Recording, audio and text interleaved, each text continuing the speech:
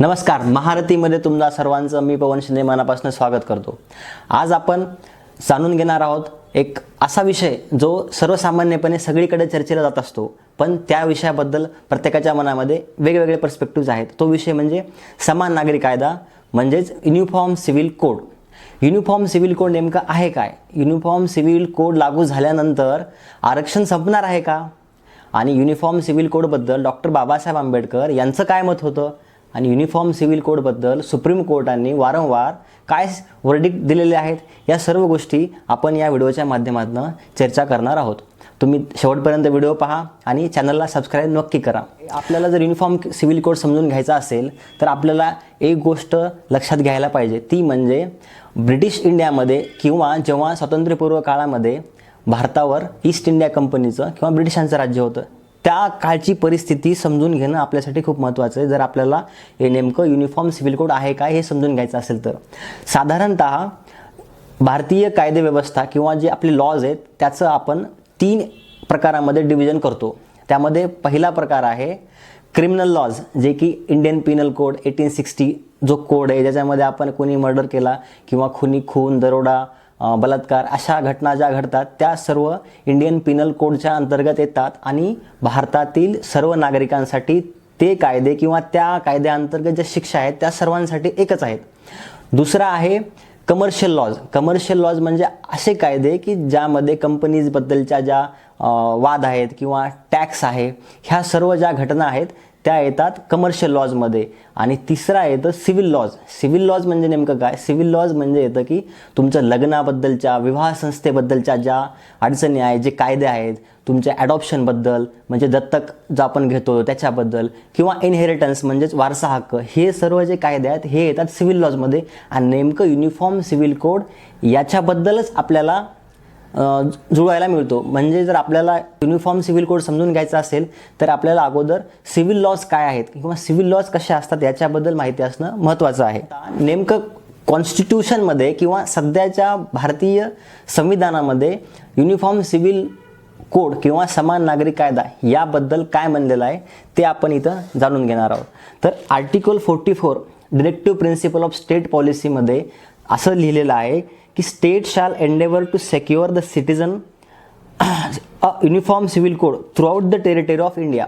म्हणजे uniform civil कोडबद्दल कॉन्स्टिट्यूशनमध्ये सरळ उल्लेख आहे। त्या संदर्भात आपण जर बघितलं, आता हिंदू, मुस्लिम आपल्या भारतामध्ये विविध प्रकारचे, विविध जाती धर्माचे लोक राहत असतात। त्याच्या नुसार आपल्याला प्रत्येक धर्माचे, प्रत्येक समाजाचे कायदे हे वेगळे वेगळे आहेत असं पाहायला मिळतं। जर आपण पाहिलं हिंदू विवाह संस्था आहे, तर हिंदू विवाह संस्था जी आहे ती कुठल्या कायद्याअंतर्गत काम करते, तर त्यासाठी हिंदू मॅरेज ॲक्ट। त्यामध्ये फक्त हिंदू विवाह संस्था नसून त्यामध्ये जैन, शीख आणि बौद्ध हे 3 धर्मसुद्धा त्याच ॲक्टनुसार येतात, म्हणजे जो आहे हिंदू मॅरेज ॲक्ट 1956चा। तसेच ख्रिश्चन समाजाबद्दल किंवा ख्रिश्चन धर्माबद्दल त्यांचा एक वेगळा ॲक्ट आहे, ख्रिश्चन मॅरेज ॲक्ट 1872चा।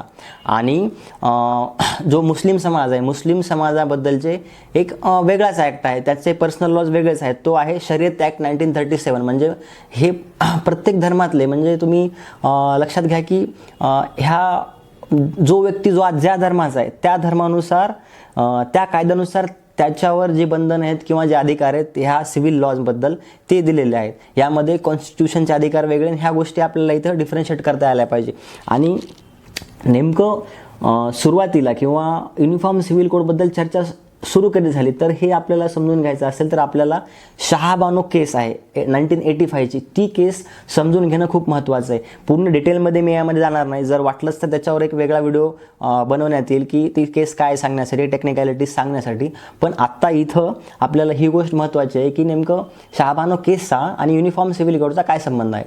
पण शहाबानो ही एक महिला होती, त्यांनी त्यांच्या पतीसोबत तलाक झाल्यानंतर त्यांना मेंटेनन्स मिळावं किंवा एक आपण म्हणतो पोटगी मिळावं यासाठी केस फाईल केली होती। आणि सेक्शन 125 ऑफ CRPC त्यामध्ये असं लिहिलेलं आहे की पतीने पत्नीसाठी एक पोटगी दिली, विशिष्ट रक्कम पोटगी म्हणून किंवा एक मेंटेनन्स म्हणून दिली पाहिजे।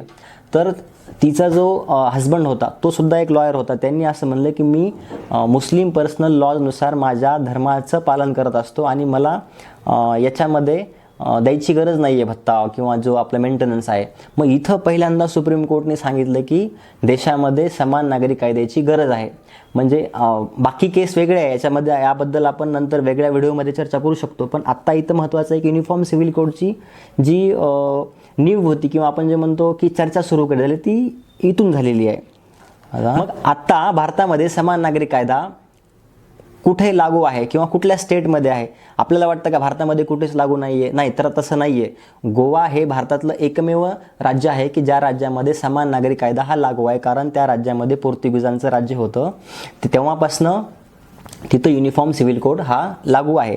आणि आत्ता रिसेंटमध्ये उत्तराखंड गव्हर्नमेंटने एक कमिटी स्थापन केली होती. त्या कमिटीच्या अंतर्गत त्यांनी असं ठरवलं की आपण युनिफॉर्म सिव्हिल कोड लागू करू शकतो का, याच्याबद्दल ते एक ॲनालिसिस करणार आहेत, सर्वांची मते जाणून घेणार आहेत आणि ते ठरवणार आहेत की आपण युनिफॉर्म सिव्हिल कोड लागू करण्यासाठी आपल्याला काय काय केलं पाहिजे. हे झालं भारताबद्दल. पण भारताच्या बाहेरसुद्धा विविध देशांमध्ये समान नागरी कायदा आहे का? तर जर आहे तर ते कोणत्या कोणत्या देशामध्ये आहे? तर भारताच्या बाहेर असे काही देश आहेत जसे की आपण नेहमी पाहतो US एवढा पुढारलेले जसे USA आहे, UK आहे, रशियामध्ये आहे, कॅनडामध्ये आहे आणि विविध आणखीन काही देशांमध्ये समान नागरी कायदा हा लागू झालेला आहे. तर हे सगळं पाहत असताना आपल्याला इथं पाहायला पाहिजे की समान नागरी कायद्याचे नेमके बेनिफिट्स काय काय आहेत. जर समान नागरी कायदा किंवा युनिफॉर्म सिव्हिल कोड लागू झाला तर आपल्याला त्याचे काय काय बेनिफिट्स मिळतील. तर सर्वप्रथम आपल्याला एक मिळेल काम की इंडियन ज्युडिशियरीवर खूप मोठं बर्डन असतं. ते इंडियन ज्युडिशियरीवरचं बर्डन सर्वप्रथम थोडं प्रमाणात कमी होण्यामध्ये या कायद्यामुळे मदत होईल. इंडियन लीगल सिस्टम ही सोप्या पद्धतीने आपल्याला समजता येईल आणि जस्टिस जो आहे तो स्पीडी होईल. म्हणजे आपला वेळ हा जस्टिसमध्ये वाचेल आणि महिलांना, प्रत्येक धर्मातील महिलांना आपल्याला एक समान अधिकार देण्यामध्ये कुठंतरी या कायद्यामुळे मदत होणार आहे. पण हे आपल्याला बेनिफिट्स पाहत असताना याचे चॅलेंज पाहणं ही तितकंच महत्त्वाचं आहे. म्हणजे चॅलेंज म्हणजे काय? आता युनिफॉर्म सिव्हिल कोड लावायचा म्हणजे आपले जे धार्मिक अधिकार आहे, लग्न ही एक नुसती सोसायटल संस्था नसून तिचा हा धर्मासोबत आपण जोडलेला असतो. त्यामुळे जेव्हा लग्न संस्था किंवा डिवोर्स संस्था ह्याच्यावर आपण एक कायदा करत असतो तर कुठंतरी धर्माबद्दल सुद्धा त्याच्यामध्ये एक कॉन्फ्लिक्ट येतो. तर आपल्या कॉन्स्टिट्यूशनच्या आर्टिकल 25मध्ये फंडामेंटल राईटमध्ये लिहिलेलं असं आहे की you have right to propagate, profess, practise your religion. आणि आर्टिकल 29मध्ये पण सुद्धा असं लिहिलेलं आहे सेक्शन्स ऑफ अ सिटिझनला त्यांचं कल्चर प्रिझर्व करायचा अधिकार आहे. मग हे युनिफॉर्म सिव्हिल कोड आणि फंडामेंटल राईट इथं कुठंतरी ह्या दोघांचं कॉन्फ्लिक्ट पाहायला मिळतं. आणि ते कसं आपण आता रिकवर करणार आहे त्याच्याबद्दल ज्युडिशियरी सिस्टम किंवा एक लेजिस्लेटिव्ह आपली जी संस्था आहे ती कसं काम करते हे सुद्धा इथं त्यांच्यासाठी चॅलेंज आहे. आणि नॉर्थ ईस्टमधले असे काही समाज आहेत, म्हणजे आपण जर युनिफॉर्म सिव्हिल कोड सर्वांना लावायचा म्हणला तर नॉर्थ ईस्टमध्ये आपला भारतामधील नॉर्थ ईस्ट भागामध्ये बऱ्याच प्रमाणात एक ट्रायबल संस्था पाहायला मिळतात, आपल्याला ट्रायबल समाज पाहायला मिळतात.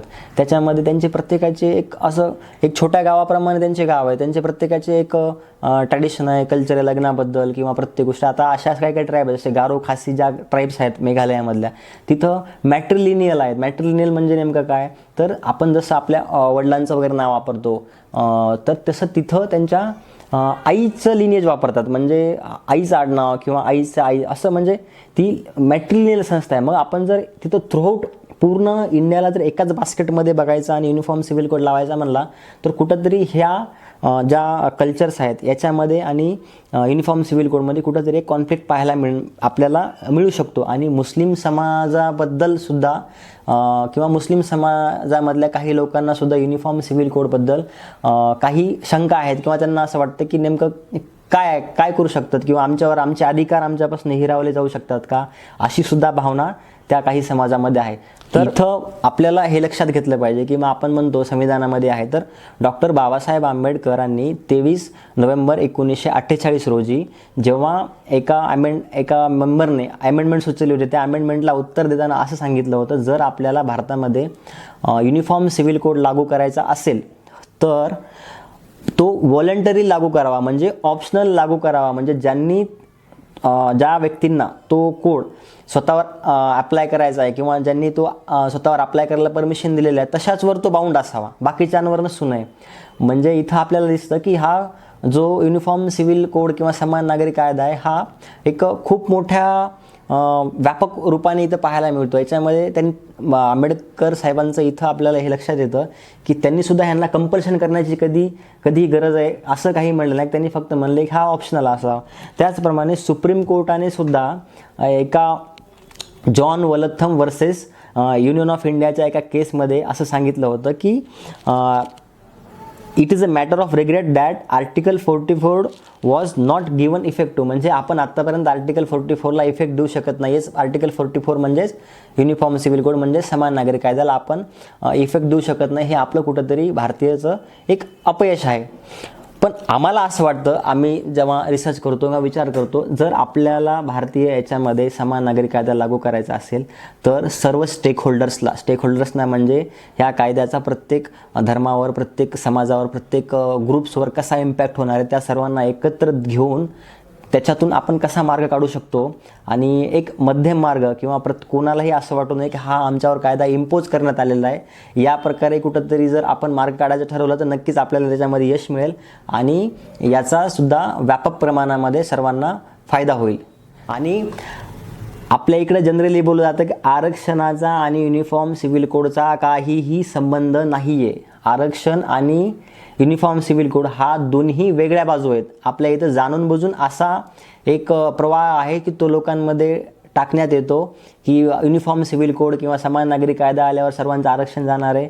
असं काहीही होणार नाही आहे. आणि पाहिल्याबद्दल तुम्हा सर्वांचे खूप खूप धन्यवाद. आणि तुम्हाला हा आमचा व्हिडिओ कसा वाटला हे कमेंटमध्ये आम्हाला नक्की सांगा. आणि तुम्हाला युनिफॉर्म सिव्हिल कोडबद्दल काय वाटतं हे सुद्धा आम्हाला कमेंटमध्ये कळू द्यात. आणि चॅनलला सबस्क्राईब करायला विसरू नका.